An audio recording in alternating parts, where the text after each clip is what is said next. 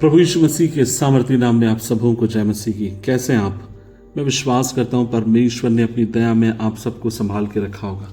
आज के मनन का भाग हमने लिया है जो हमें मिलता है निर्गमन की किताब अध्याय 3 उसकी 12 आयत। एक्सोडस चैप्टर 3 वर्स 12 लिखा और उसने कहा, निश्चय रूप से मैं तुम्हारे संग रहूंगा और यह तुम्हारे लिए एक चिन्ह होगा कि मैंने तुम्हें भेजा है। जब तुम लोगों को मिस्र से बाहर निकाल लाओगे तो इस पर्वत पर परमेश्वर की उपासना करोगे। परमेश्वर लोगों से वादा करते हैं, खासकर मूसा से वादा करते हैं कि मैं तेरे संग रहूंगा। परमेश्वर ने अपनी उपस्थिति मूसा के साथ दर्ज कराई। प्रभु ने कहा कि मूसा मैं तुझे छोड़ूंगा नहीं, मेरी उपस्थिति हमेशा तेरे साथ रहेगी। मैं एक चीज ये भी परमेश्वर की सेवकाई में पाता हूं और वो ये है, परमेश्वर हमें सौंपे गए काम को व्यवहारिक रूप से वो चाहते हैं कि हम उसको पूरा करें। और इसलिए कभी कभी सहायता के लिए परमेश्वर लोगों का हमारी जिंदगी के भीतर इस्तेमाल करते हैं।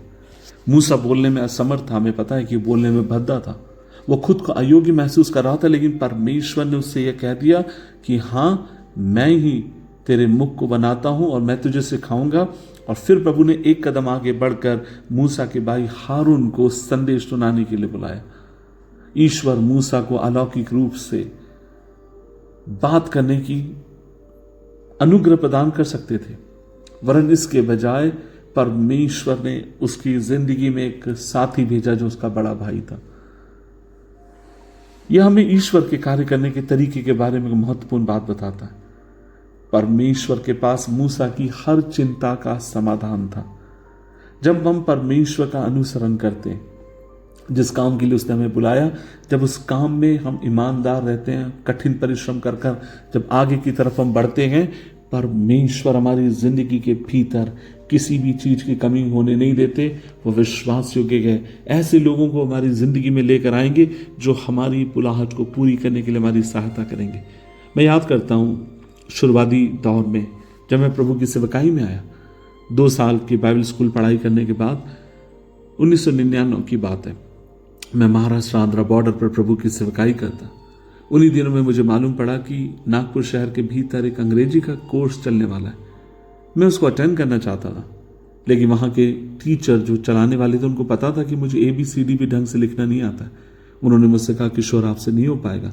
लेकिन मैं परमेश्वर का धन्यवाद देता हूं कि एक सीनियर अगुए ने मेरी सिफारिश करी।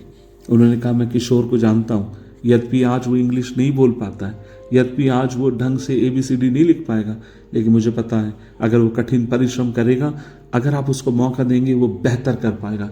और मैं आज परमेश्वर की उपस्थिति में दीनता के साथ कह सकता हूं, उस क्लास में जितने भी लोग थे, अगर मैं आज पीछे पलट कर देखता हूं तो मैं कह सकता हूं परमेश्वर ने सर्वाधिक मुझे इस्तेमाल किया। प्रभु ने आज मुझे ऊंचे मुकामों पर रखा। प्रभु ने मुझे मौका दिया कई जगहों पर जाने के लिए। प्रभु ने मुझे मौका दिया कई साल तक टेलीविजन के ऊपर अंग्रेजी भाषा से हिंदी भाषा में अनुवाद करने के लिए। मैं आपसे क्या कहना चाहता हूं, परमेश्वर अपनी योजना को पूरा करने के लिए वो लोगों को साधन बनाकर हमारी जिंदगी में भेजते गए और परमेश्वर उन्हें इस्तेमाल करते हैं। आज मैं आपसे कहना चाहता हूं, हो सकता है परमेश्वर ने आपके पति को, आपकी पत्नी को, आपके बच्चों को, आपके कुछ खास मित्रों को आपकी जिंदगी में भेजा है ताकि वह आपके साथ खड़े रहें और आप अपनी इस दौड़ को पूरी करने वाले हो। जैसे मूसा ने कहा, मैं बोलने में भद्दा हूं, प्रभु कहते हैं, ठीक है मूसा, मैं तेरे लिए तेरे भाई को भेजता हूं।